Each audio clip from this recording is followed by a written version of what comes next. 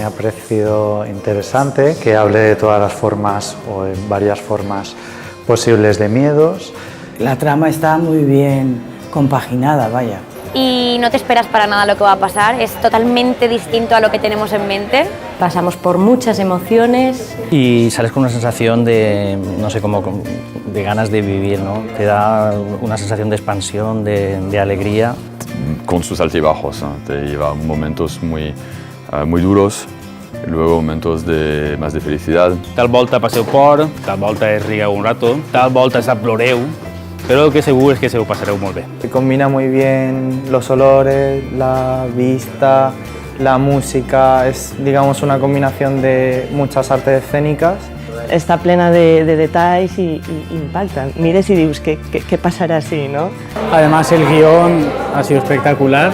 Creo que sales de aquí con la ansiedad en el cuerpo y con ganas de hacer cosas. Fa que el espectador prenga més consciència. Para mí la interpretación ha sido de 10.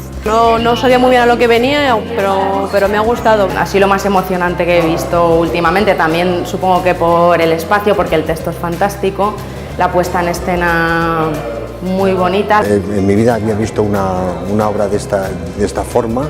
O sea, nunca había visto tanta interacción con el público.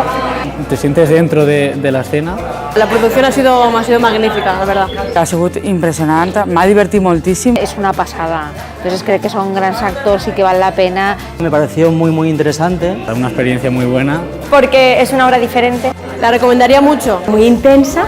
Ha sido una auténtica pasada. Una muy buena experiencia y... Que m'ha encantat i que la recomanaria 100%. Poesia pura i dura. Espectacular. Es algo especial. Sentiment que trenca molt per dins, no? Ha sido muy interesante.